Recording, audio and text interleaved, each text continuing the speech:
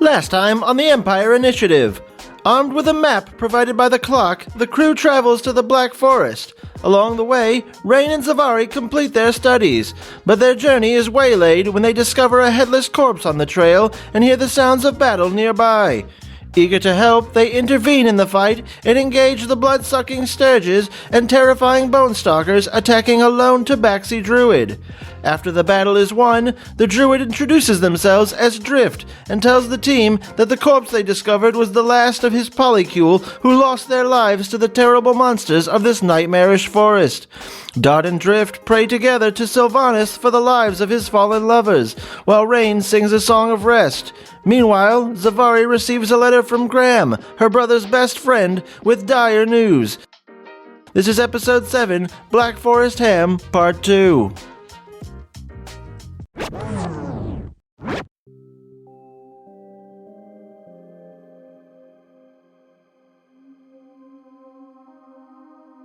You guys are following a spooky trail in a dark forest. So Drift is able to, he actually leads you to a slightly, wider path. You guys were following like a deer trail of sorts, so it's very thin, and he knows how to navigate this forest, so he's able to kind of bring you guys to a spot where there's a more clear path, which is a lot easier for your horses to manage.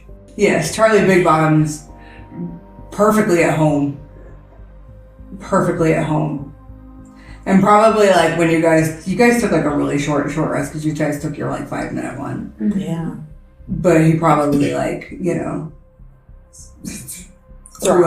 threw up a net and caught some flies while you guys were resting. And Rain, I would like you to roll a wisdom check for your horse. A wisdom save. 15. 15? Okay. Zevari, I would like you to do the same.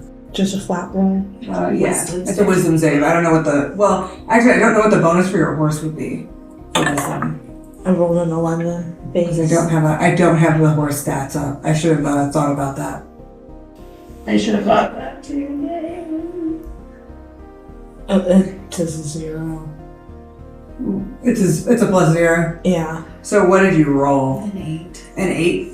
Okay. So your horses have been traveling in pretty much complete darkness for several hours now. It's not something that they're used to at all. And it's starting to get to them. They're both starting to you can kind of tell, you guys, you've been with your horses long enough, you can tell that your horses are getting anxious. And, and Zevari, your horse is, because you guys are leading them probably, right? You're leading them to this trail, and you're to a point where you could get on top of, get on them and ride them because there's enough clearing. But Zevari, when you put your hand on your horse's side, she jumps a little bit. Mochi, she jumps a little bit, you know what I mean? Her side twitches, and you can tell that she's jumpy and easily rattled right now. Rain, you're trying to lead your horse onto the trail, and gosh, what is your horse's name again? Che? Mm-hmm. Yes. And Che has stopped dead in her tracks. Her knees are locked. She is not trying to step down onto this trail, not trying to move from where she is, because she's had it. She's basically to a point where she's had enough of this panic, right? Because the only thing they've been able to see this whole time is flashes of lightning. Can you give her vision? Yeah. Let me read the rules, because I can maybe give it to my horse too. Okay, I can give dark vision to up to 3 living creatures I can see within 10 feet, lasting for 1 hour. Yeah. Up to 2 living creatures? 3. 3? And well, that's at least for an hour. Yeah, at least an hour for them to calm down. Mm-hmm. I'm willing to say you can do 2 creatures for an hour and a half each. Because it would just be them two then, because Charlie Big Bottom's fine. Yeah, Drift doesn't have a mount. Yeah. So 2 creatures for half. An hour and a half. Hour and a half. Yeah. Okay. So 2 yeah, creatures for an hour and a half. I will extend my eyes of night. So what does that look like? You know, that's a really good question. You put a little something. I touch Che, your horse, and like kind of put my hand on their head, and before they can freak out, she's like trying to like, she's like mad but she's letting you. Yeah. You know? And their eyes start to glow like a faint red color, and then after that, like it fades, and you can just see after that. Okay. A little laser eye surgery, essentially. Yeah, there's shitty ass LASIK. That only lasts for an hour and a half. Give me another wisdom save. I rolled a nat 20. She got a 6. She got a 6. Because you have advantage because she can see? I would say that you can give her Bardo. Okay. Oh, it's okay, love. It's okay. Oh, whoa. It like landed on all of my other dice. Plus 6. Plus So 6. 12. 12. Okay, good. So with a 12, she's like clearly like startled by the sudden ability to see in the dark. Like, and she kind of goes and kind of like backs up a little bit and sort of pulls for a second and jerks her head around. But after a few minutes, she settles down a bit. And you see her kind of taking some deep breaths. And, you know, now would be a good time to hit her up with like a sugar cube, probably. Oh, yeah. She's getting... She's chilling. With an average 20, she should get... your horse, like... Doesn't give a shit. Yeah, blinks and like can see. And it's just like, she immediately like chills out. She calms down. Mochi's just chill like that. Hell yeah. Like, she's just happy. But yeah, so you guys have managed to like calm your horses. You know, for the time being. But the darkness is definitely like taking a toll on them. So you'll definitely, you know, want to keep that in mind. Though you hopefully won't be in this forest for too much longer. You're definitely going to be here longer than an hour and a half. Yeah. So, yeah. And Charlie Big Bottom is like, I don't get it. Singing in the dark. Yeah. Exactly. It's like, y'all are dramatic. What the horse doing? Just eating bits. Like petting his bristly thorax like, good boy, Charlie. Zevari was just, she couldn't see. To be fair, Charlie is a good boy. He is a good boy. She is still unnerved by the big spider. I She can imagine. has not gotten over her fear of spiders yet. More ham facts. Yeah, the spiders are rough. That's true. Lots of spiders in this especially whole giant thing. spiders. But yeah, Drift is like, what did you do? Oh, I made it so they can see. That's incredible. And he like kind of waves his hand in front of Mochi, and Mochi follows the hand. You know, he's like, wow, I didn't know such a thing was possible. Only to a very select group of people. Of course. I was gonna offer to light a torch, but I guess you've got it covered. For an hour and a half at least. The ability's here to be used. I'm like, what magical shit can we do? Just fucking light a torch. No. We light the torch in an hour and a half. Oh, then Rain's like, no, that's ringing the dinner bell. Yeah, well, he's like, yeah, to be fair, the torch would definitely attract something. Yeah. Especially these days, like, and he kind of like looks over his shoulder, and you can see like Drift is still kind of like, I guess, actually make an insight check. I shouldn't just give you this for free, technically. Whatever. You guys have do you guys have passive insight? It's actually the one thing I don't have a really high number for. 18 is my passive insight. Oh, yeah. And I rolled a 30-20. Oh, yeah. 13 is mine. Right. It's obvious to you that, like, Drift is still, like, really shaken up. And, like, he's keeping his head kind of on a swivel and his ears on a swivel as well. He, like, definitely seems, like, fearful of another ambush. You know? I go up to him. And he's been kind of, like, leading you guys a little bit. Hey, Drift. You know, I am really grateful for your guidance right now, and we should stay on guard, of course, and then I touch his shoulder. I cast heroism. Oh, nice. And, really, but you know what? We just gotta get through this. And you are doing a great job at leading us through this. And I'm grateful.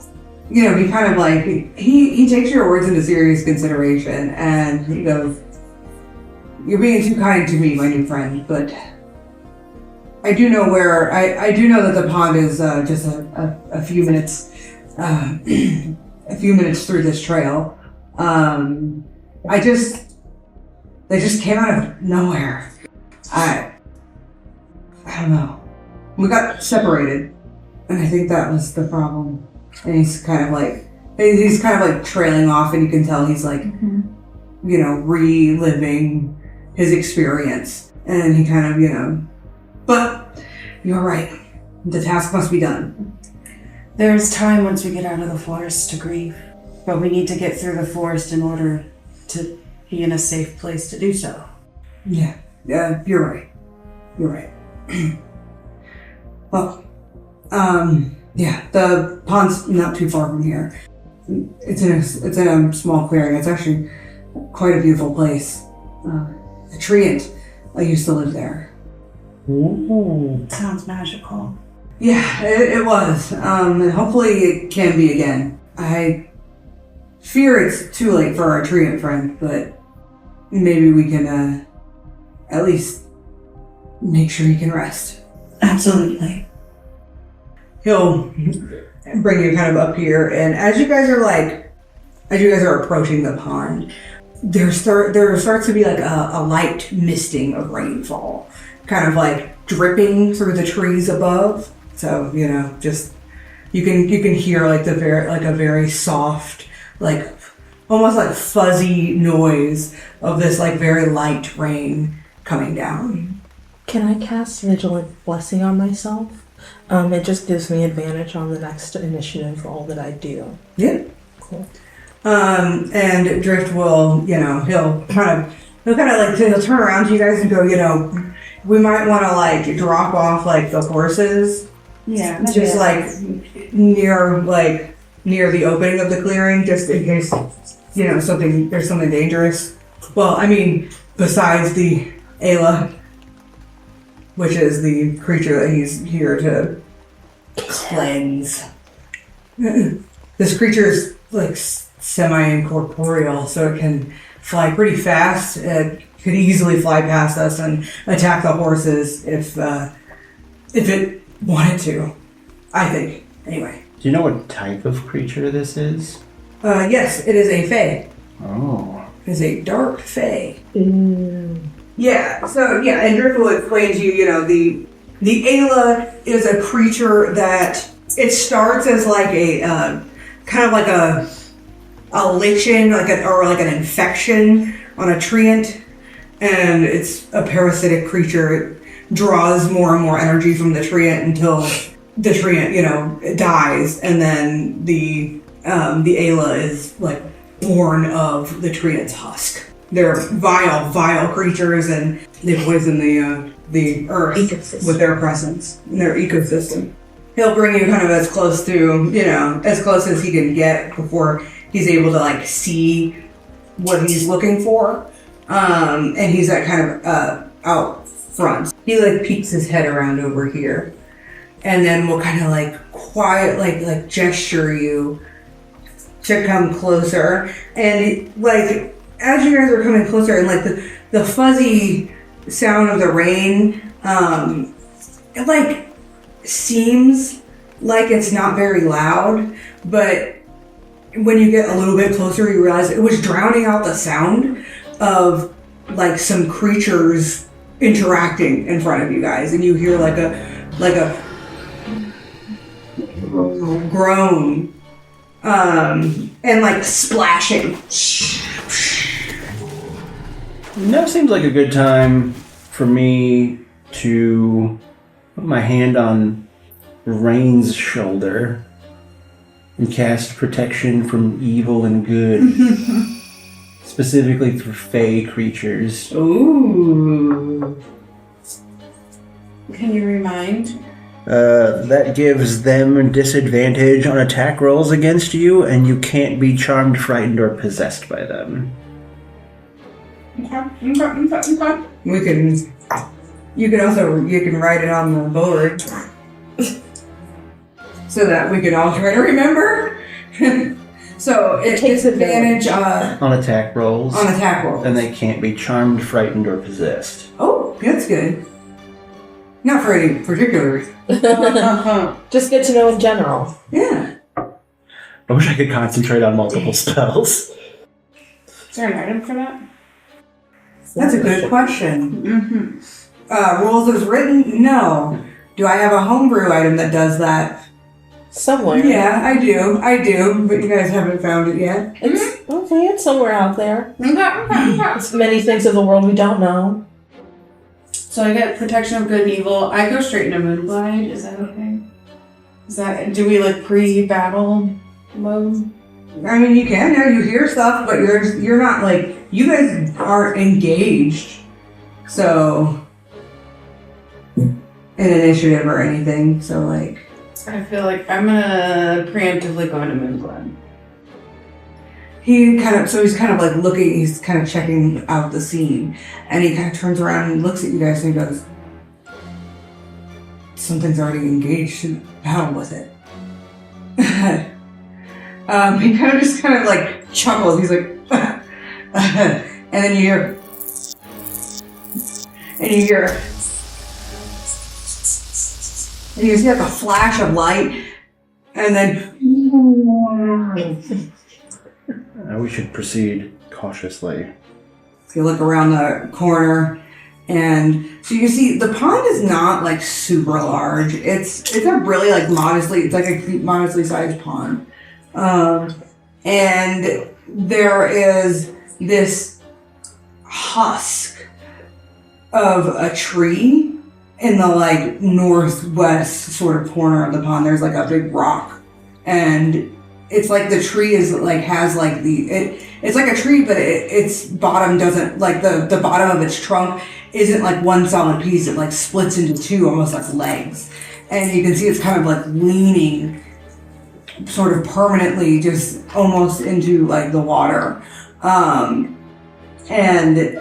the bark it's got these like bulbous sort of like pock marks all over it, not pictured, and it looks like it has like several arms coming off of it. There's like no foliage, there's no life to it. It's clearly like an empty husk of a tree, and you guys would know probably that this is a corpse that you guys are looking at. The tree is a corpse? Yeah. You see like out of the top, like, so it's kind of like hollow at the top, and kind of out of the top of it, there's like this thin, wispy sort of like vortex of smoke. It's very, very thin, right? Like a string almost, and it is stretched out and coalescing into like this almost like hag like looking creature, with like wind blown hair, and it's like wearing like smoky black rags. It looks corporeal almost, if that makes sense. There's like a mist coming off of it, and it has kind of like she has like a humanoid upper body. Like she has these long like arms and like pointed claws on the ends of her hooked fingers, and she is engaged in battle with another creature. Yeah, and in place of hips, it's just like smoke. It's just a twist of like smoke in it, and you can see like the trail of it having traveled from inside of this tree. and over to the creatures that it is engaged in battle with. And, as you're kind of like surveying it, you didn't notice it at first, but like on the trunk of the tree, like sort of towards the top, you see like a couple of butterflies, like orange and green butterflies. Like probably about 2 or 3 of them just kind of resting up there. They didn't move at first, so it didn't draw your eye. You were obviously looking at the battle, but like, at second glance, you see like a couple of butterflies there. This beautiful lady, she's fighting like over the water, and she can fly. Obviously, she's flying. She doesn't seem to be affected by like gravity. She seems like sort of weightless, and she's fighting with 2 creatures. They're the same type of creature. So you see these green. They sort of look like treants, but not quite. They're much smaller, and they don't necessarily have like bark, but they're kind of made of like vines and lichen and moss. They have these bulbous, like yellow glowing eyes, these like slitted nostrils, and the nostrils are like running. This like black oily liquid is like running out of their nostrils, and it kind of has this like, it has like a beard of like gray moss, and it's like just absolutely covered in like mud and muck, both of them. So you guys see 2 of these guys are engaged in combat with this Ayla currently, and they look very angry. And these guys are like, they're like humanoid size. They're not like, that's what I said, like they kind of look like a tree, but they're much smaller. They're bushes. Yeah, basically. Oh, that looks about right. So you guys aren't this high up. It's this far up. But this is a pretty good, representation. Roll for initiative. 30-20. 23. Oh, 16. wow. Jeez. Drift real quick. Oh, he got a 2. Oh. Drift. Plus 3, but it's still only a 5. So then turn order is going to start with Dart. Then it's going to be Rain. Then it is going to be the Ayla. Then Zevari. Then the 2 bush monsters. They're called Bajaniks. I'm not writing that down. They're spelled weird too. Oh, yeah, super not writing that down. One is red and one is purple, so that's kind of how we're gonna do. Yeah, I like bush and way better. Then drift is last. Now it's up to you guys if you want to like immediately like jump into this. They actually roll for stealth for me. They're all fighting, so they have disadvantage. But 22. wow, Flying. 19. I have a +6 now to stealth. Oh. 26. 26. Mm-hmm. Oh, reading. Knowledge is power. Plus Jackpotry. yeah. So none of the creatures like that are currently fighting notice that there's anyone watching them or that there's anything going on. The bush ent creatures, they are that are like fucking snotting black oil, they're making like claw attacks at it. The Ayla is very like dexterous and is like avoiding a lot of their attack. You can see that they do manage to hit it. They can hit it, but they're mostly missing. And she has shot them. Like you guys witnessed it. She throws out her fingers and there are bolts of lightning that go out, like arc off of her fingertips, and she's like shocking them. And then they're standing in the water, so they're like, they're jerking and freezing up for a moment while they're getting shocked. And you can see like the excess electricity is like sparking across the top of the water. Drift kind of like whispers. He's like, how long do you think they've been fighting? I don't think very long. Do any of the creatures look significantly hurt? Make an insight check or perception. I got a natural 20 for perception. So no, none of the creatures look particularly injured. And you can see it's starting to like kind of disperse a little bit, but there's like a thin trail of this like black sort of liquid, coming from behind them, where like potentially these Bajanics entered the water. Yeah, these bushins entered the water. But like the substance, it's like sizzling and sort of eating away at the at the grasses and plant matter on the floor. But you can see it's like seeping down and getting getting absorbed into the ground. I think Ayla is the bad thing, right? Yeah, I would. At least the thing that we should go for first. I trust trees more than I trust weird, floaty, smoky people. I was gonna say, so yeah, Drift told you that he is here to get rid of this Ayla. He tells you what it is, like what the Ayla is. And so you definitely know that is your target. He will, he'll tell you like, the bushins, he'll tell you that they are not necessarily friendly, but they're like neutral creatures typically, and that they look how they always look. Oh, if that makes sense. Like he's like, yeah, they just look like that. Okay, good to know. So with that information, what you will basically like, don't get near them. They're still dangerous, but like they're not like invasive. They're not bad to the environment. Basically, the Ayla. The Ayla is the target.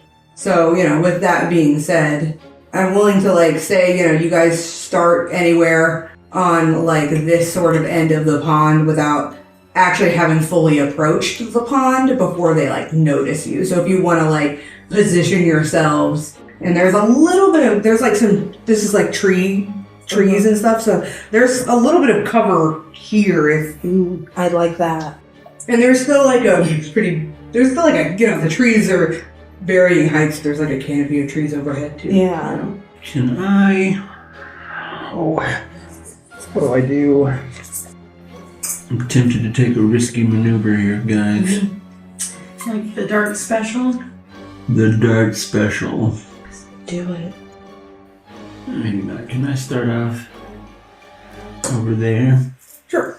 And then Drift is going to kind of cautiously hug that side as well. So Dark, you are leading us off. You can't see it, but I can. You're 75 feet from the Ayla. Wow. 80 feet from one of the Bajanics and 75 feet from the other. And then you are 90 feet from the other side of the pond. It gives you kind of an idea of like what sort of distance you're working with. And I can like scroll this up. Well, I think my arrows are accurate to like 800 feet or some nonsense like that. Yeah, no doubt. Put you back in the garage. There we go. Hell yeah. Thanks. You know me. In the garage. I don't know you as well as some of my NPCs. It's true. Some? It's like one. Well, yeah, you're right. Sorry. It's like, you've been romancing? Okay. Nah. Not intentionally. Well, if you include Mavina's like animal companion, Mavina's animal companion definitely knows Mavina better than I do. That's true. You know, Fuego and Fuego. You have another griffin. Mariota. Yes, that's right. But she doesn't like to fight. Is that right? She doesn't like people. Oh yeah. Aw, understandable. Yeah. So. Yeah, I'm sure they know Mavina better than me. Mm-hmm. I'm sure they know maybe better than I do too. Yeah. Sometimes the NPCs do know your character better. Shit. But yeah, so Dart, it's all you, Betty, and I'm happy to scroll this around. I know it's really big. I can make the map like to the size of the screen. I figured out how, but some maps just need to be bigger. So, I will also say that the water looks like kind of like murky and nasty. It doesn't look like necessarily like poisonous or anything, but it does not look great. The water on there looks way better. That's like how it's supposed to look, but not how it looks now. Put a filter over it. Yeah, I should have. pretty. A funky filter. Just draw dirt clods everywhere. We should clean the river. Okay, I'm done. Let's go. Oh, we're trying to. I know. That is literally what you guys are trying. That's so funny. I didn't even think about that. Dart, what's your play? Man, what is my play? Do you two want to just start trying? What do you guys have to do to make this, like, to start Gotta get rid cleansing of it? that I know thing we have to get first. rid of the thing. Okay. I think killing it is like, Numero uno step. yeah. I'll fire the long bomb at it, you know? I'll take a shot, All right. see what happens. Maybe I'll get its attention. 22. You got a 22? Mm-hmm. Yeah, that definitely hits it. And are you like just shooting like a regular arrow at it? No. Oh. I want to use one of my sharp magical arrows. Those do extra damage, I right? got +3 arrow. Jeez. Wow, I gave you that shit? Oh, the oil of sharpness, that's right. I have a limited supply of them. I have 24 of them, but I do have them. All right. Yeah, so I mean, yeah, you definitely fucking nailed this thing. Good lord. Gonna use my piercer. That's better. 11 points of regular damage and 1 point of psychic damage. Okay. Huh? You shoot your arrow, and it's kind of like, it's weird because at first it seems like the arrow catches, but really it's just like tearing through like a chunk of fabric. But as it passes through this creature's body, it's like significantly slowed, and it like sort of falls behind it. But you can tell that it like tore a chunk of its semi-corporeal form away, and it definitely hurt it, and it fucking notices. It immediately just and it locks eyes with you, and Dart, it has like these sort of like beady eyes with like no pupil or iris or anything, and they're just glowing blue, and just I'm not intimidated in the slightest. We're used to this voice. and you can see like its whirlwind body underneath it is like it's like whipping up faster and angrier. I better shoot at it a second time. 22 again. Jeez. Killer. It can't take the psychic damage a second time to the same target, so I don't get to roll that 1d4, but that's okay. Fuck sticks. Can't use piercer again either. That's 6 more damage. Hey, it's something though. That's so very solid. Yeah. That one kind of like tears at the edge of it. So it doesn't push all the way through and tear a big chunk out of it like the first arrow did, but it's still like you can tell it's still doing damage to it, and it's just fucking getting more and more riled up, and it is all eyes. It's like locked into Dart, if that makes sense, and like it has like a focus, like a rage. You can see the wind building up underneath it. The water is like splashing, from the like vortex of wind. There's like a whirlpool in the water underneath that's like washing the feet of the bush ants. Bush ants is like the slang term. Yeah. Dart, do you do anything else for your turn? Yes, I do. Okay. Can I use my full movement, which I think would probably take me like there-ish, at the edge of the pond? Let's see if I remember. You were like here, so if you're trying to go to the edge of the pond. Yeah, that's your full movement. Okay. Yeah, you nailed it actually. It's exactly 30 feet. Sweet. Alright. Thanks. I'll stay there. That's good. I thought about Misty stepping even closer, but I don't need to get like right in its face. I feel like, ooh, what you about to do? I'm ranged. It's like, okay, I got that raised dead cooking up for ya. Rain, it is your turn. I've got my pointer on the crotch. It's showing you I'm 75. what you're, yeah. Okay. Well, I don't want to hit them. I don't want to hit the bushes. You're 15 feet from being on screen. Okay. Well, I would like to not be the only one who can, I don't know, whip up a storm underneath them. And not, never mind.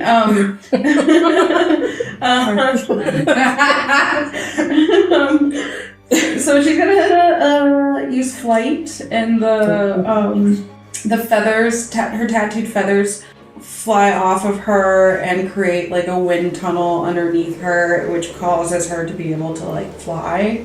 And I feel like Flux is like holding her, like her core, to make sure that she's able to like stay upright and like weather the storm, really, if that makes sense. Like, yeah, helping you like shift your weight and manipulate the flight. Indeed.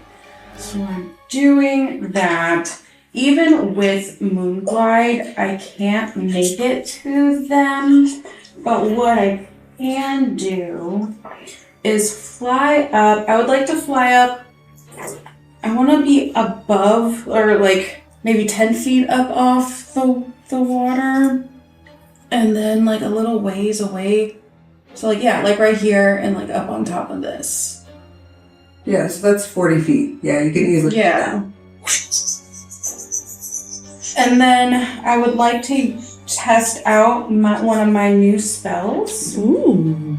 Wait, yeah, because the flight is a bonus action. So I would like to try my hamstring cantrip.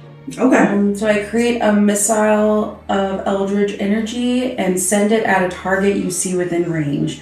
Make a ranged spell attack against the target. On a hit, the target takes 1d4 force damage, or it'll be 2d4. And it can't take reactions until the end of its next turn. Oh, okay.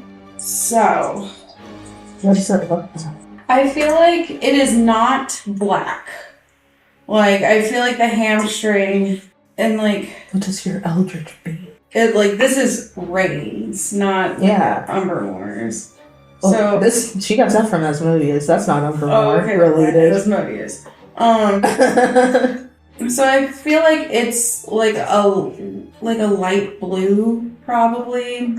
That makes sense. Yeah, so I'm gonna try to hit this with a ranged attack that I am not proficient in.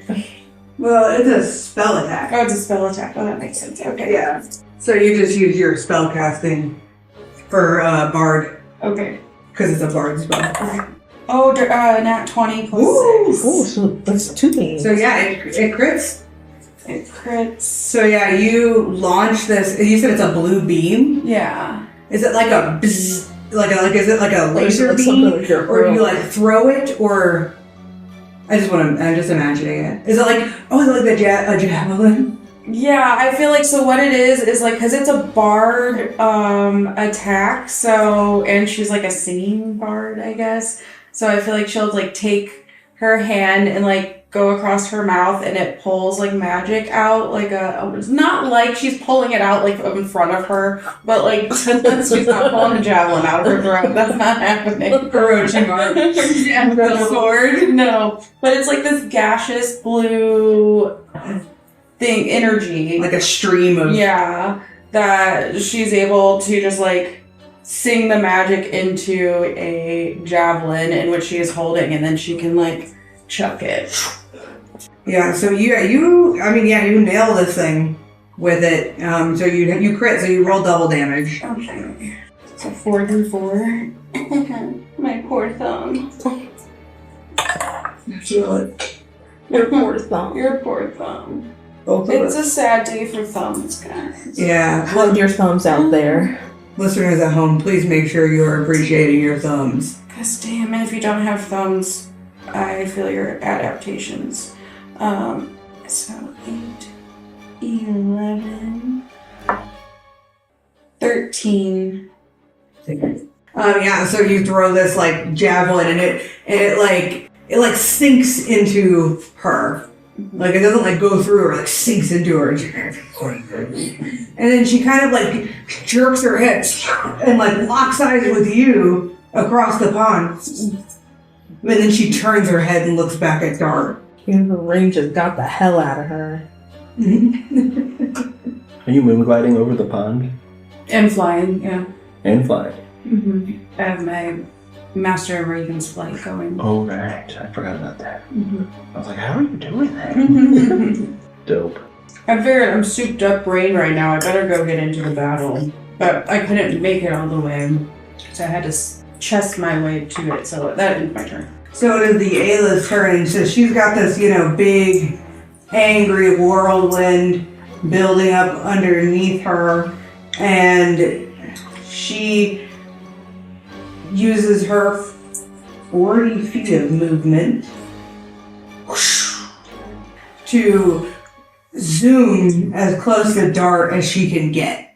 She and there's like a splash line like along the water, how like a boat or something would make. There's like a stream line along the water of her like path over it. Get some. She as she flies away, the bush ants, they do try to like swing at her, but like because she's flying and semi-corporeal, like basically it just does not, like attacks of opportunity do not work on her, basically. And she is going to you're lucky. So she is going to kind of like claw at you like this, and when she does that, like as she's forcing her hand forward, it's like tearing through the wind and sparking up this electricity, and she launches like some streams of lightning at you. Make a dexterity save. You got it. 26. 26. Easy work. Yeah. So you are going to. So yeah, it's easy for you to to dodge this. You're able to like kind of jump out of the way, but the electricity, being electricity, it's sort of drawn to you. So while you do manage to like avoid most of the damage, you still take 14 lightning damage. Hot diggity daffodil. All I can think of is She can't do anything else because she can't reach you. She doesn't have any more movement. So the Ayla is going to conclude her turn, and it is Zevari's turn. Me. I'm gonna do what I do best, so I'm gonna blast. Because the range is 120 feet. I'm gonna blast at the Ayla. 27 on the first beam, and then a 18 on the second beam. Okay, those both hit. Cool. Her armor class is 18. 11 on the first beam, 8 on the second beam, and I want to push her away from Dart and just push her like directly back. She gets thrashed. She gets blasted backwards, yeah, and like the wind underneath her, like kind of like almost like deadens for a moment as she, and then you can see it kind of like rushing up under her to kind of like catch her and like prop her back up, and I mean she looks like like she's been taking some decent damage. Like she's not quite like bloodied, but and that's my turn. It is the bush guys' turns, the bush ants, the Bajinix. So the water here, where it's kind of like lighter, is maybe like no more than 3 or 4 feet deep. The deeper part of the water is, probably, anywhere from like 6 to 10 feet deep. The purple Bajinic, he is going to like dive into this deeper water. And he's like surprisingly agile in the water. He's like,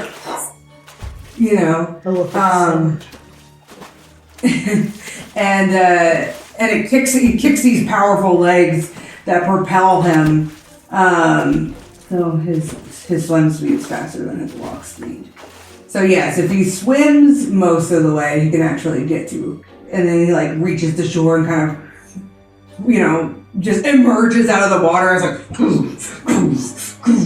lumbers forward, and he'll kind of stand right here at the edge of where it gets deeper, and he is going to spray acid at her. So he like kind of like leans its head back a little bit, and then just out of its nose, a oily black spray, just like a water gun, jettisons out at her. Yucky. She's gotta make a dex save, and she does save. So she does get hit by it, but she manages to avoid some of the damage. And now, like, the whole front of this creature is just covered in this, like, oil. Because, like, it's gotten everywhere. It's, like, in the water. It's fucking nasty. It's, like, a little bit viscous, kind of chunky, now that you're looking at it. The other one steps over to the husk of the treant and just, like, starts hitting at the base of it. And you can hear like the hollow sound of it, kind of reverberating. And he's just kind of like angrily, attack. Like it's like almost like he doesn't understand that, this creature is dead almost. It's if that makes sense. It's like, seemingly nonsensically. But when he does that, the butterflies inside of the hollow treant become disturbed. And you saw just like a couple of butterflies chilling, hanging out there, but like from inside, a huge swarm of butterflies flies out. Weird face shit. The picture in the book is like just butterflies on the trunk of a tree. Strangely adequate. But they basically just look like butterflies, literally. Yeah, it is a big, foreboding-looking swarm of butterflies. Like, that is not normal. And the butterfly swarm will join initiative. Okay. Oh, but it rolled super low, which is bad because it goes last, but it's also good because it goes this round. And the bush ant just like looks really confused and starts like kind of panicking.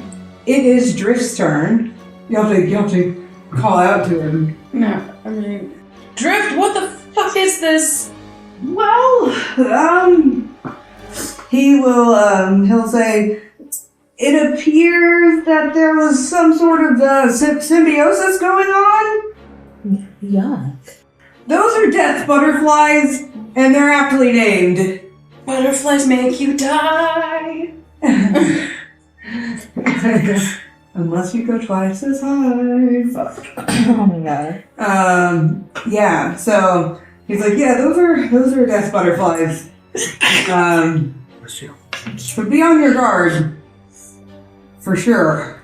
And perfect.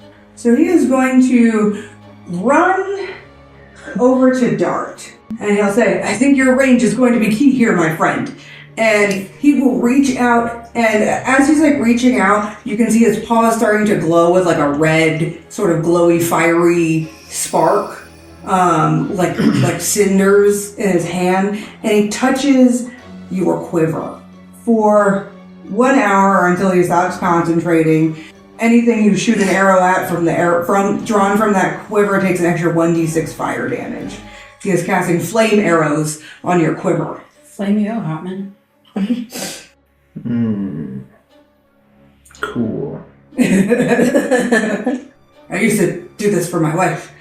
So yes, he is spending his turn buffing your arrows, and he is going to, with his bonus action, cast Shillelagh on his staff to get it ready to start thwacking things. Thwack. Because Shillelagh is not concentration, luckily. That is Drift's turn. So now it is time for the Death butterfly swarm to descend onto the ent, the bush ent. Basically, you see like it's a ton of, it's like thousands of butterflies, and they just what? Go ahead. It's a kaleidoscope. Oh, That's what a group of butterflies is. it's a kaleidoscope. Of death It butterfly. is a kaleidoscope of death butterflies. Yes, brilliant. And they just like engulf the whole creature. Like they take up a huge amount of space. And you just can't even see the bush guy anymore. And they're going to start biting him. You just hear and just the butter. Like you can't tell what's going on. Like you just see it's completely engulfed in these butterflies. And, sounds like maybe it's not doing well. You're just like, dear God, Sylvanus, guide me. Ham fact it up.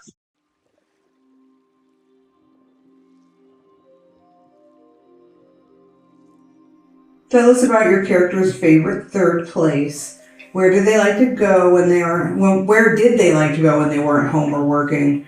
What was the vibe? Who else did you spend that free time with? All right, I will go first, I suppose. Dart's third place was the ye old swimming hole. Nice. I would describe the vibes there as like summer off from school type vibes. I spent my time there with the other young frog folk, but I would describe it as a very like, I'm gonna say Mark Twain-esque existence. Hanging out, fishing, swimming, skipping rocks, the usual. Playing banjo. Yeah. Making little boats out of leaves. Yeah, making little boats out of leaves and playing music together and just, that was our little hangout spot. That sounds so nice. Rain had a third place she had to go and a third place that she wanted to go. Because she wasn't great at school and she was on the access ball team, she was required to do extra study hours at Mervyn, which is a house, or like basically a house that they revamped for the athletes to study in.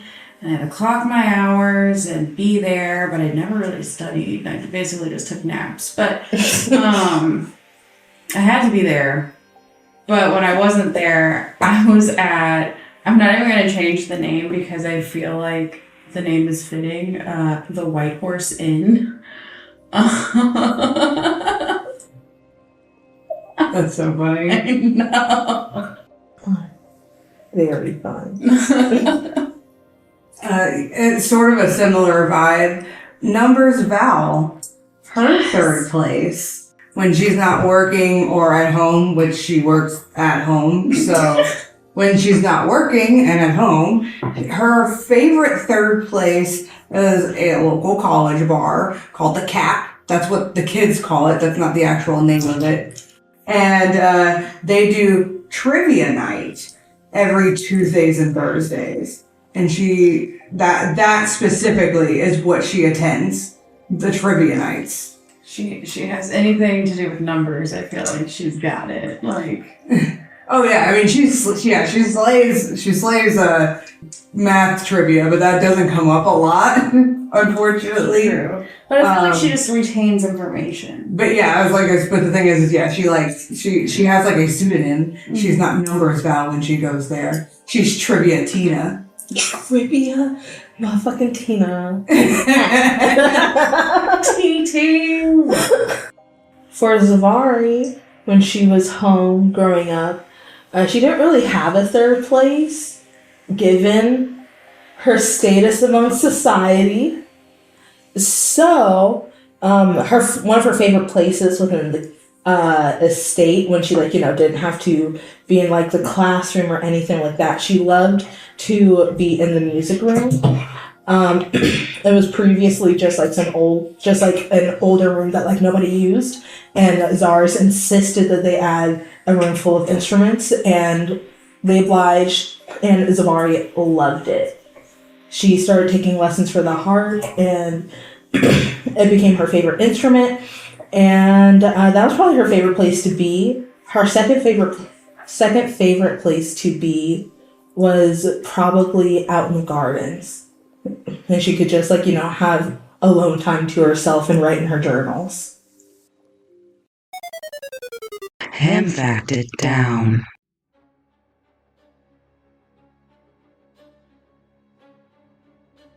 Now it is Dart's turn.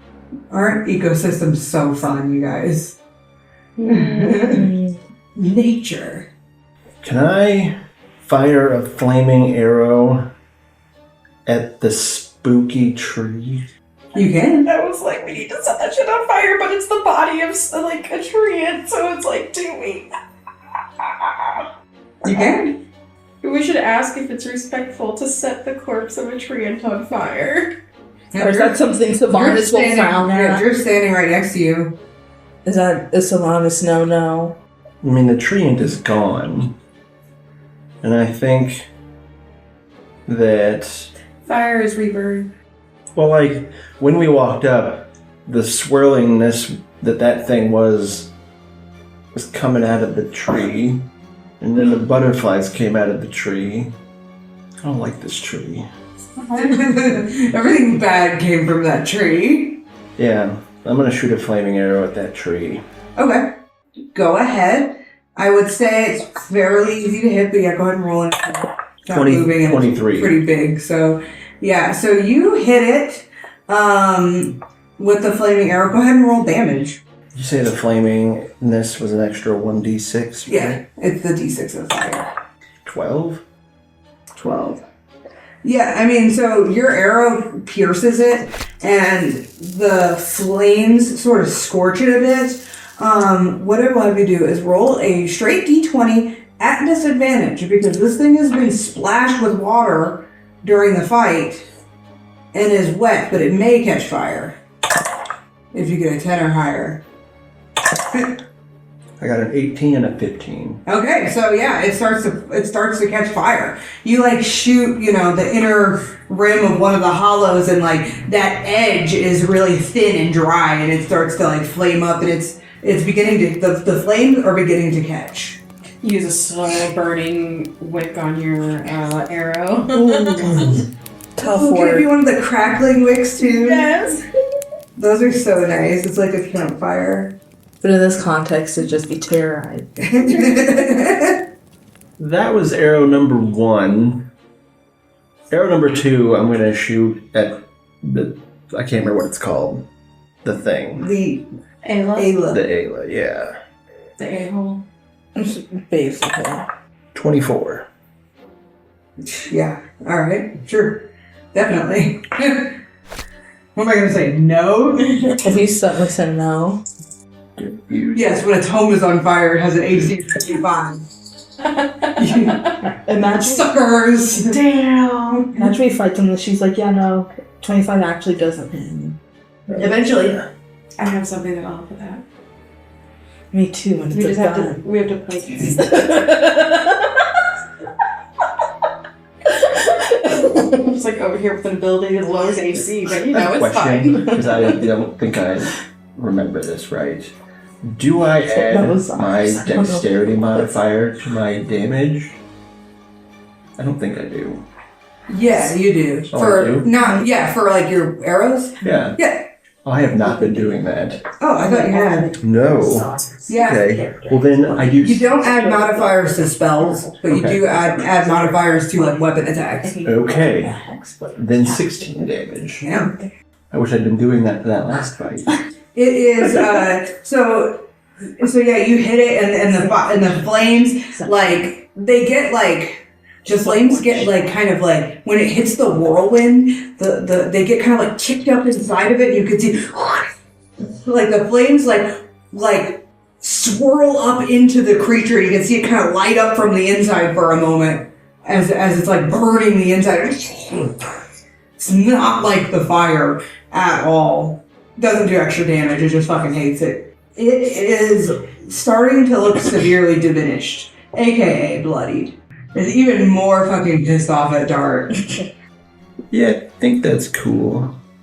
I'll just... Yeah, I'm good. I'm good. I'm gonna stay here with Drift. Wait, I'm sorry, hold on. I forgot about a thing that I can do. I'm gonna use my Ward Priest ability. Because it's a bonus action. And I'm gonna fire another arrow at it. Nice. I rolled a nat 1. Not as nice. Nope. But I have inspiration. Do it. It's my last inspiration. I'm gonna do it because I don't want to waste the Ward Priest thing. 16. Oh. Ooh. Still doesn't hit. I believe in you. I was going to on the next turn. We're going to. It's okay, it's okay. Sometimes you just don't hit. Yep. Sometimes. And now I have no inspiration. It's okay. You'll get another one soon, I'm sure. I'll have to say something really funny. Yeah. Anything else? Nope. Before Rain's turn? No, it's Rain's turn. Well, Rain believes in God with some Bardo. Okay. And she looks over and is like, "You're doing great, Bart." I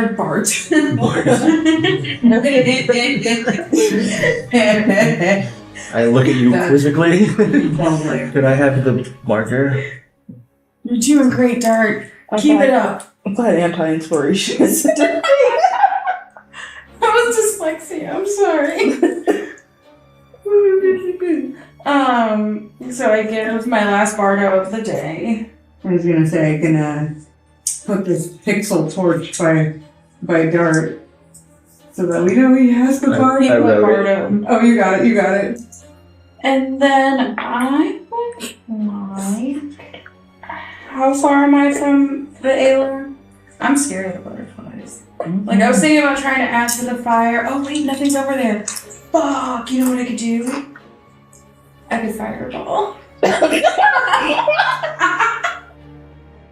Well, the guy Oh, shit, no, I can't. that Ent is Yeah, I don't is want to- engulfed in it. I don't want to hurt the end. He's getting fucked up in there. I mean, Hard to say if he's dead or not, if he's gonna live through this or not. He did fail his con How save, so far you wouldn't know away that. from the But tree am I? I set that tree on fire. It's like actively on fire or just It's like like- little on fire? It's a little on fire, yeah. It's not like, My fire is black fire, so I don't think that would attract like fire or like butterflies. You know, how far are you from the trees? 40, Yeah. and then how far am I from the lady? 55. Well, I'm gonna go fly to the Ayla and bang bang. But I want to be like on this side. You got the movement. Yeah. I will come down because I'm beefed up Rain. I need to be brave and confident. yeah. So She's flying in the air too, Yeah. so, you know, like, you could be fighting her in the air. Rain, yeah, exactly. Rain wants to like punch her down and hit like her head from above as she's coming down first. Yeah. Sorry, I have to move things. Go ahead and roll. 19 plus 8. So you fucking rock her. And like, when you punch into the top of her head, it like, she feels like solid at first, but then your like hand sort of like sinks through. Have you ever like, what are those like, the fluid that's like solid when you smack it? Oobleck Yes. Oobleck? or something. Yeah. I can't remember what the property is called, but it's like that. Like as soon as you hit it, it's like solid, but then you start to sink into it, and it like almost feels kind of mucky. But there's nothing like on your fist when you draw back. But like, yeah, you can see. So it's kind of like it's Punching a into weird, that weird. Yeah, it's like This would be punching good for into training. gloopy sand. Yeah. 10 damage. And she's kind of like, you know, she kind of like bobs down and has to like right herself, and you can see that like she's again like the whirlwind underneath her is a lot less powerful. She's a lot more, you know, diminished in power and energy. I am then going to take my extra attack to hit her during my action, and then I can't do like period blows or anything like that because I've already done the. Wait, what was your bonus action? Bardo. Oh yeah. But okay, I have a question. Does my alter center of gravity, is that a bonus action? Do you think, or is it like a reaction from hitting? So I thought it was like Stunning Strike, so it's like if you hit, you can choose to use it. Okay, yes, I would like to do that. I would like to do that, and I hit, right? You have to roll to hit. Well, I just hit. Yeah, you have to you're making a second attack. Okay. Oh, you're doing it with the hit you just made. Yeah. I'm tracking. No, you're good. Yes, go ahead. So I'm going to use 3 energy points. I'm going to do Alter Center of Gravity. This is our brand new playtest of it, so I'm like really excited. So I am going to use the full 3 energy points. They have to make a Constitution saving throw of 17, or speed reduced to 0 and fall prone. Dexterity modifier removed from AC and disadvantage on dexterity checks and saves. You said con save? Yeah. 4 + 4. That's what I like to hear. So basically what it is that when Rain punches this Ayla, she has wherever she touched or punched is now their center of gravity. And so it alters their perception of how gravity is affecting their body. And so it causes them to have disadvantage on dexterity checks and saves. And then because I used the full 3 energy points, they have their dexterity modifier removed from their AC.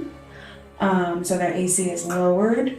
But then they can try again for another Constitution saving throw. Lowered to 15.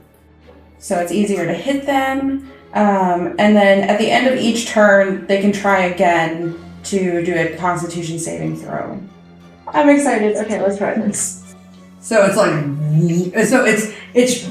trying its best to use its whirlwind to kind of ride itself, but its head is like extra heavy, and it's sort of like flying semi-inverted, and it's kind of like wobbly. Does it try to fall prone now, or is it on its turn?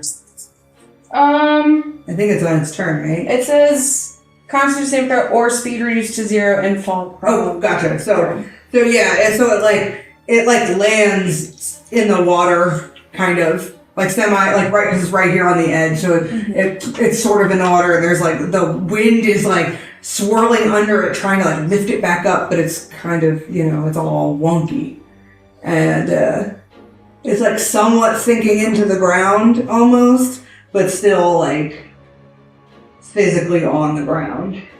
And that would end her turn. So it is the Ayla's turn. So speed is 0. Mm-hmm. Disadvantage on dexterity checks And saves. I think though it can get up now, or what do you? I like to do a play test of it. So it has to roll to be able to get up, isn't that right? Or stay up, I guess, probably. Yeah. So it is going to lift its head for a moment and kind of reach out, and it's going to try to claw at you with its claw attack. So that is 18 plus.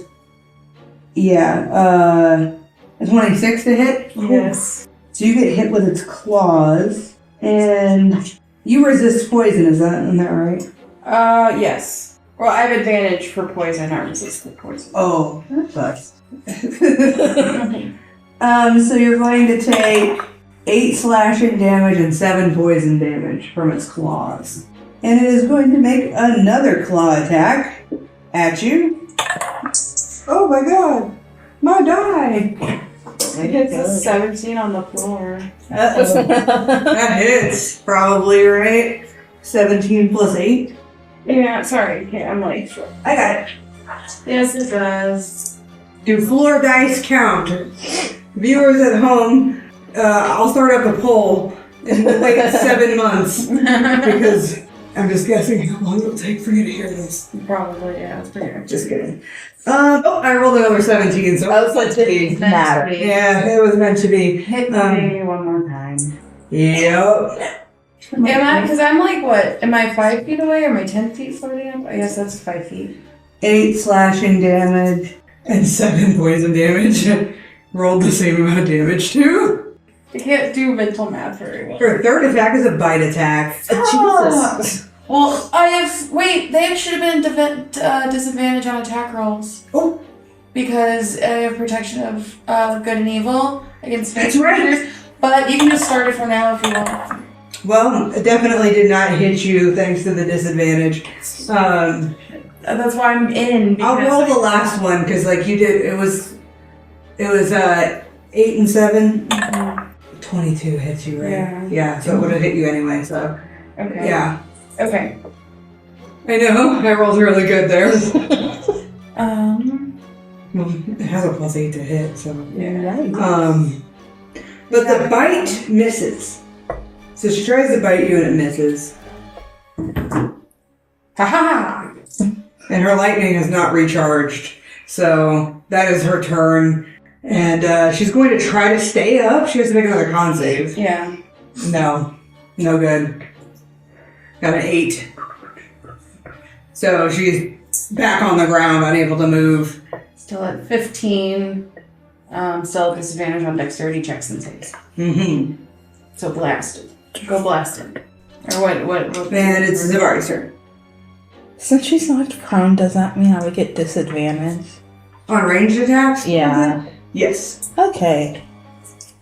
Oh shit, sorry. Wait, disadvantage or advantage? Disadvantage. From ranged? Yeah, if something is laying on the ground, it's harder to shoot at, I guess. My bad. As per, rules of written. But advantage on melee attacks. I guess I can just bite the disadvantage. I'll just Eldritch Blast. Extra attack. Anyways, continue. Where's Oh. that going? You didn't? Oh, no, you didn't. Alright. Second beam? 17. 17 hits. 13 damage. Rain, roll your other punch. 16. 16 hits. 9 damage. Ooh, yeah. So, you actually punched it an extra time, so had it down on the ground, you punched it while it was down, and then Zevari, you shoot, 2 of your black flame blasts at it. One of them hits. Do you move it? Yeah. It'd be good if she moved it and it hit it up into the air and then I just hit it. Well, it should be just throw it up. More combos, team combos. It just pushes it back, it says, right? Yeah, it's unfortunately so specific. Yeah. I guess if you were shooting from underneath it, if you figure out a way to do that, then you can blast it up into the air. I'd be willing to say that. Or on a seesaw. So yeah, and you so when you blast it, it rolls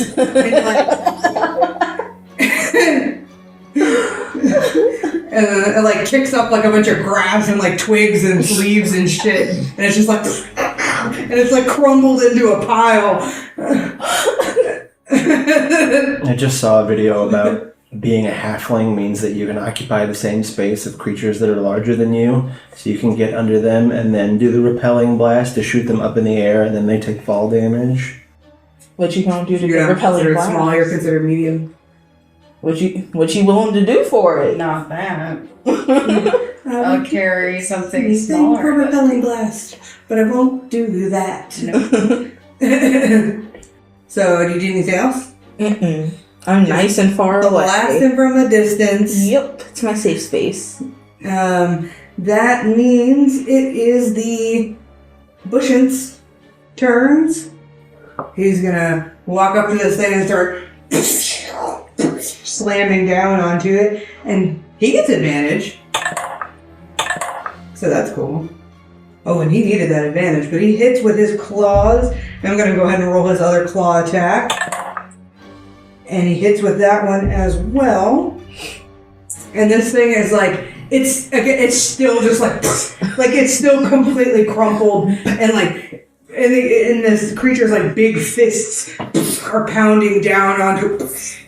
And it's fucked up. It is fucked the fuck up. That is so funny.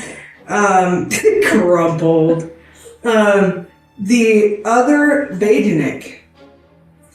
You don't know what happened to it, but it has not come out of the swarm, and you cannot see it or what it is doing, if it is doing anything. It's doing its job right now. It is Drift's turn, and Drift is like too far away to whack it. What can he do here?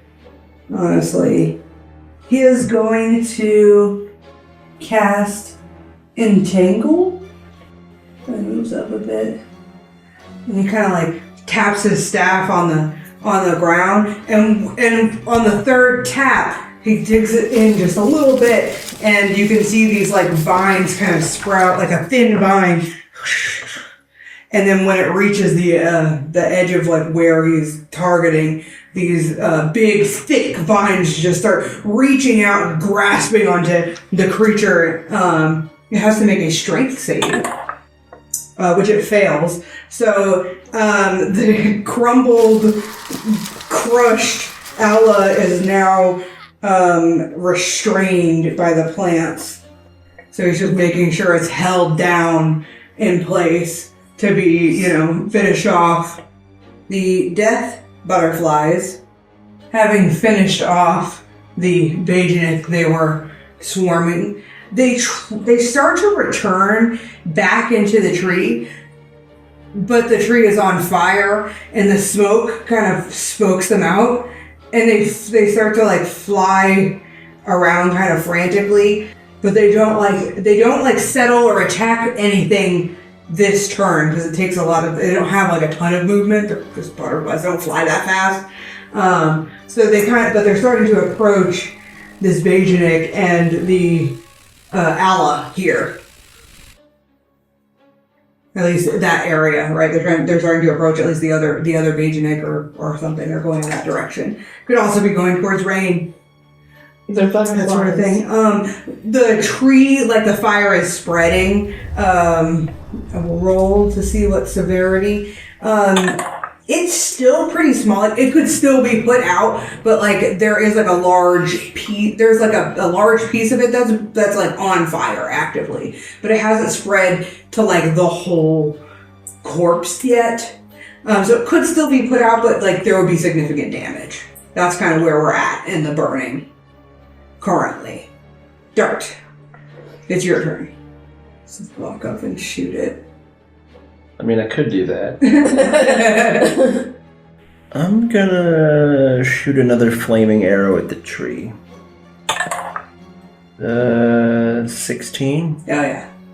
And a static object like that's gonna have an AC of like 8, 6, something like that. So yeah, pretty easy to hit. Go ahead and roll like a straight D20. Because it's already on fire, so we won't do disadvantage anymore to see how much extra fire we're getting. I rolled an 8. An 8. Yeah, so it starts like another like separate flame, very similar to the other one that you had, so you can kind of, you're probably expecting it to grow at roughly the same rate. But it's definitely burning away more of the tree. And I will just say that it does the like damage you did last time again. So yeah, that entire side is like severely damaged now. I'm gonna fire my second arrow at the Ayla that's entangled on the ground. Okay, so you do have disadvantage, unfortunately, but You also have Bardo. you also have Bardo, and its AC is lower. So you still have a pretty good chance of hitting it. A 19 and a 12. But they're both plus 10. Yeah. Yeah. So you hit it. You hit it, and you're getting there. Let me take a look here real quick. Because I definitely rolled 11. Kill it. 11. Yeah. Did you? And then plus my 4 for my dexterity, which I always forget to add, and yeah. the plus 1 for my bow. So that's. Oh, and your plus 3 arrows. I'm not using those. I just use them for my opening volley. Gotcha. Yeah. So you fucking. So that's what, 16 damage? This flaming arrow just flies true, and it's engulfs the creature in flames. The flames, the wind that the creature like is made of, kind of like creates like a fire vortex, like a small one, you know, as the creature is burned up and burned away, and it's just like a smoke, like a mist. Cool. Well, that about does it for me. Rain. There are no longer any active enemies right now. I mean, as far as you can tell, you don't know exactly what the swarm of butterflies is going to do, but... Well, I feel like if we just leave this... I mean, I don't want the bush ant to get hurt, but also it could eat the Ayla and, like... It doesn't leave a body. Oh. The Ayla just mist. It just evaporates. Well... That's probably why they lived in symbiosis. They couldn't eat the Ayla. Oh, I thought they had symbiosis with the spooky tree. That's why I set it on fire. I mean, the butterflies, I mean, they like the spooky tree for a certain reason. Can I roll to see why, besides, like, housing? Well...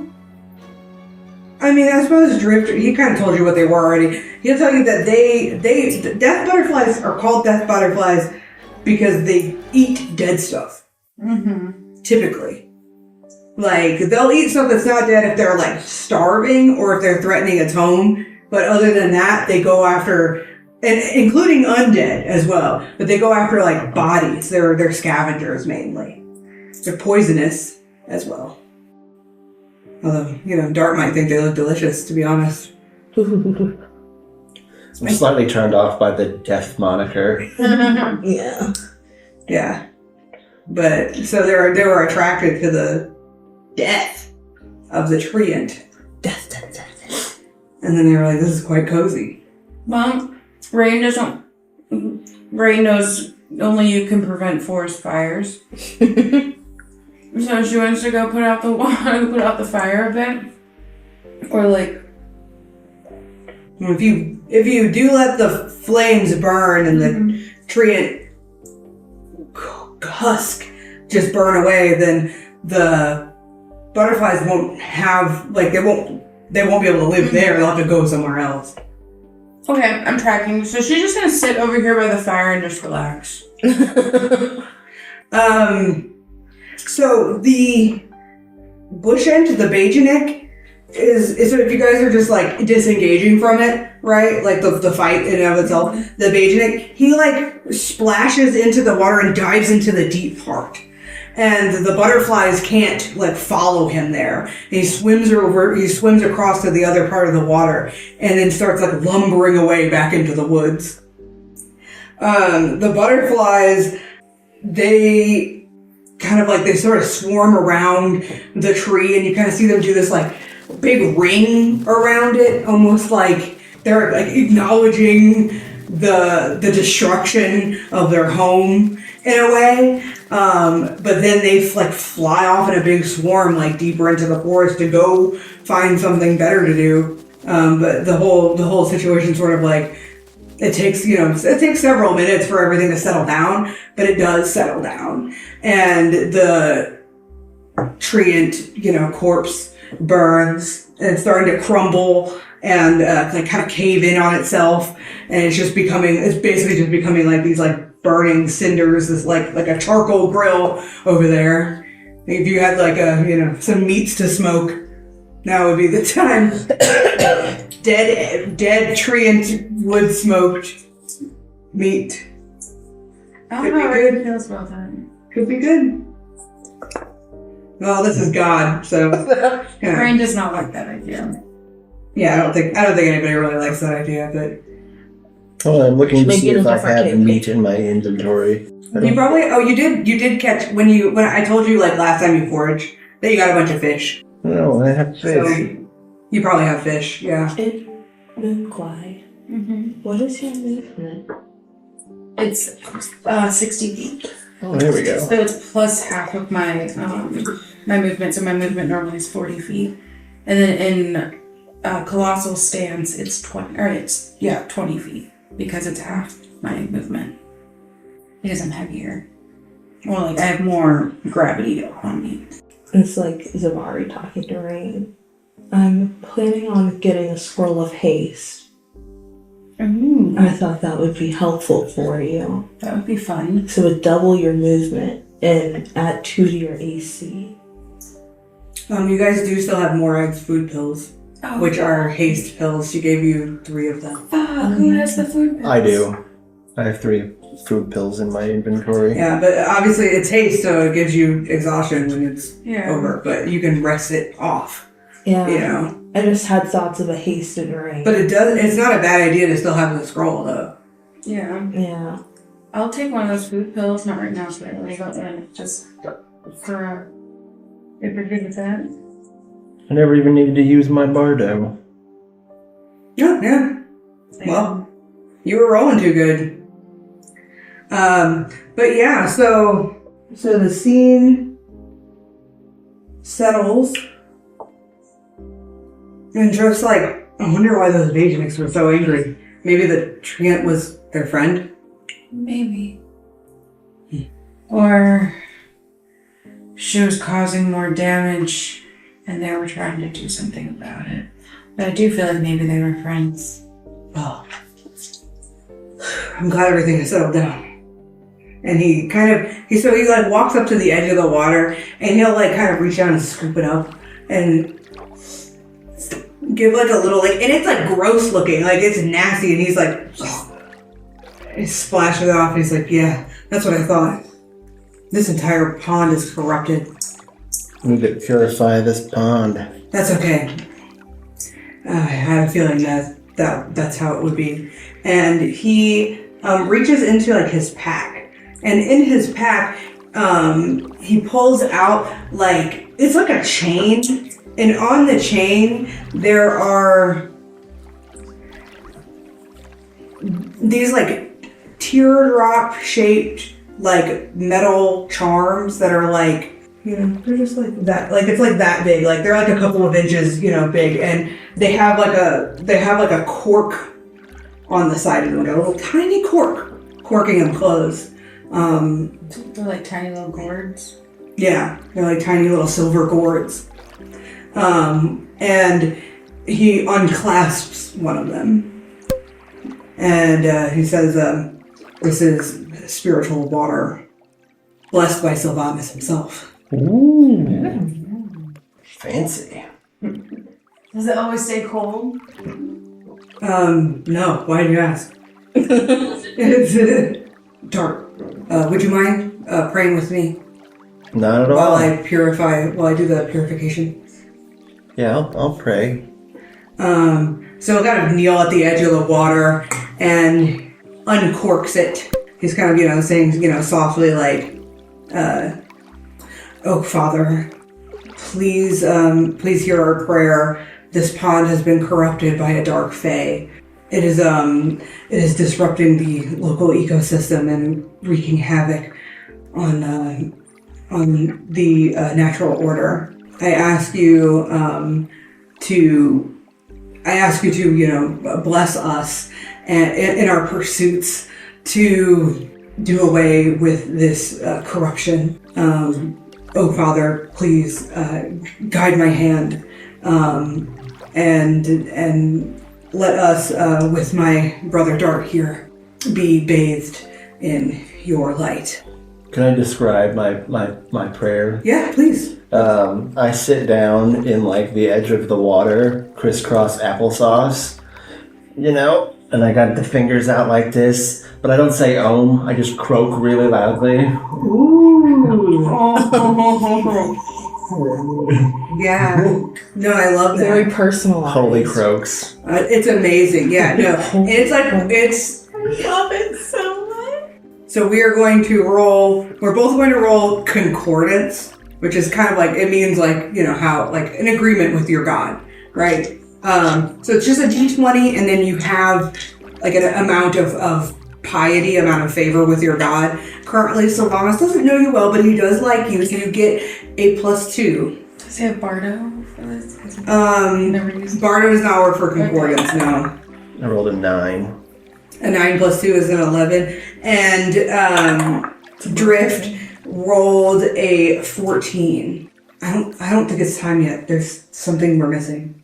I'm gonna swim in the water. I'm gonna see if there's something in the water.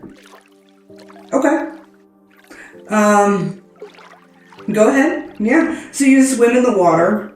It's like murky. It's mucky. There's like, it's just unpleasant, even for you to swim into.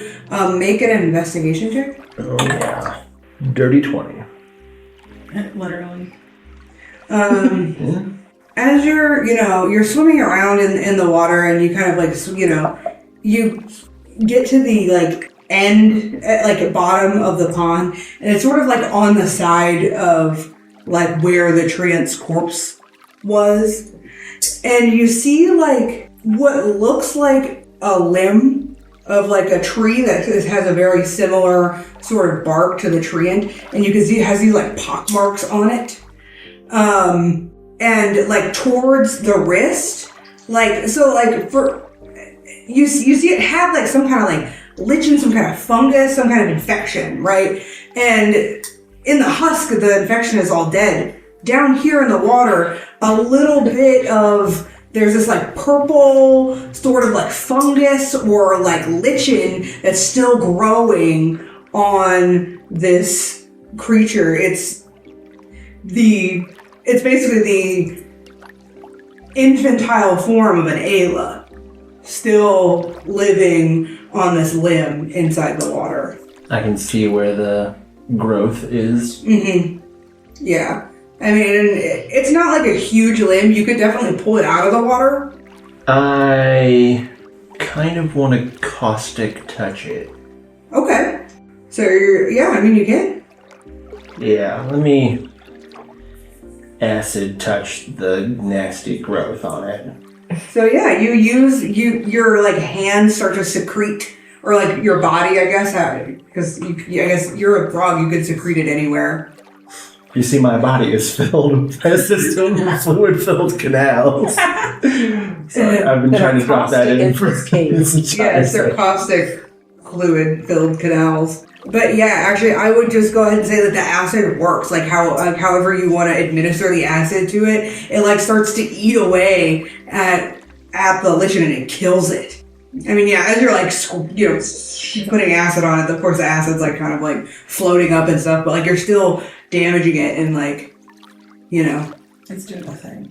Yeah, it's magic water. It's magic acid, okay? I'm sorry. Don't try taking it. Don't try taking it. I didn't mean to. No, it's okay. I don't know how acid works, so I'm just like... You're justifying yourself to we're going to viewers. pretend it... Yeah, it works. It works. I'll Real swim with it back to the surface and throw it on the fiery stuff. You're good. No, I think it works. You're fine. No, I know, but You're double tapped. I'm finishing burning off the husk because I don't want there to still be like stuff for death butterflies to come back to. I'm finishing that job. You're good. I got it! You do. So you get, you come up out of the water, and just like, what was that?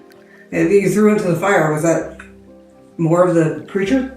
Yeah, it had some yucky grossness on it. I think that's what was befouling the water. You might be right. Well, in any case, let's try again. Yeah, let's do. With advantage this time. I don't need it. I rolled a nat 20. You feel Sylvanas. Someone other than Asmodee. Yes. The second guy. Inexplicably, the trees overhead like part just enough, and a beam of sunlight comes down and over Dart and Drift as they're like praying, and the water like inside the vessel begins to like glow, and then Drift will lower his paw into the water with the vessel in his hand, and the whole pond begins to glow. This like soft blue light, and you can see all of the gunk drifting to the top of the pond and like dissolving away. You hear the birds tweeting. Sorry, you hear the birds tweeting, happily singing. There's frogs again. There's Tweaking birds, man. yes. That bird. Holy goodness. A dragonfly kind of like comes around and like darts around Dart's head and then lands right on you. And then like there's yeah, you eat it and it feels really good. Like look, Sylvanas gave you a heavenly snack. It tastes like Like cleansedness. Very fresh. And right before your eyes, this murky, nasty pond becomes this brilliant, beautiful, bluish, clear water. You definitely, you get, because of that nat 20, I will say that Dart gets divine inspiration. Divine inspiration. Zevari had it once. You add a d20 to your roll. Yep. Any roll. No. What's funny about that is I've never used the 2 frog points you gave me at one point. We haven't figured out what the frog What points those are for. I was just hoping at some point you'd want to do something froggy and the frog points would make sense there, you know? one day frog points. Yeah. If you guys have any ideas, what we're still frog holding points on to those frog points. But yes, you get a divine inspiration. And a regular inspiration for, kicking ass with the croaking and that was fire. Yeah, that was a good role play moment. But yeah, I mean, what are you guys doing as you guys are watching, the purification? Well, I'm just sitting by the fire of the tree, making sure it doesn't spread, but also just Rain isn't super religious, so taking in like the customs of like this is one she can get behind, right? Where it's like nature and cleansing and all that kind of stuff. Zavari's version of Church of Asmodeus she can get behind, like knowledge, self-improvement. Yes. So she is like just absorbing and accepting and watching in peace and trying to take just like a moment and also just waiting for Zaris to reply. Where's my man? By the fire, just like after reading the longing. Oh my god. What does Rain listen to when she is yearning? When she's longing for her partner? What is her jam? Well, I'll pull up the rarest playlist that we have. Plug in. Yeah, find our playlists on Spotify. I feel like it would be... Because like earlier, like she's trying to relax, but all she has in her head is Every Time We Touch. That's her yearning song. Yes, apparently. At least this time. Thank you for listening to Roll Forth. This has been the Empire Initiative featuring Samaria Hawkins as Lady Zevari / Lady Litria, Ryan Musgrove as King Dart of the Hopkins, Rachel Voss as Rain Vosgrove, and our wonderful MD, Shanna Cantu. We've mentioned them a couple times in our podcast, but do you know that we have Spotify playlists for all of our main characters? They all have different vibes, they're all different genres, and very interesting collections of songs that just remind us of our characters. And we also even have playlists for our favorite ships, like, Raris, Rain, Zaris, Raris, you get it. I know you get it, yeah. But even a few secret playlists for some ships that we may have as well here at our table. But, while you're there listening to our podcast and listening to our playlists, take some time for you and listen to a song maybe you would have listened to like 10 years ago. Go down that nostalgia rabbit hole of music that just makes you feel good. And please, stay safe, friends. I drew the spooky tree. Nice. Spooky tree, spooky. I wanted to share. A personal fun fact. I learned how to draw and add stuff to the maps. Noise.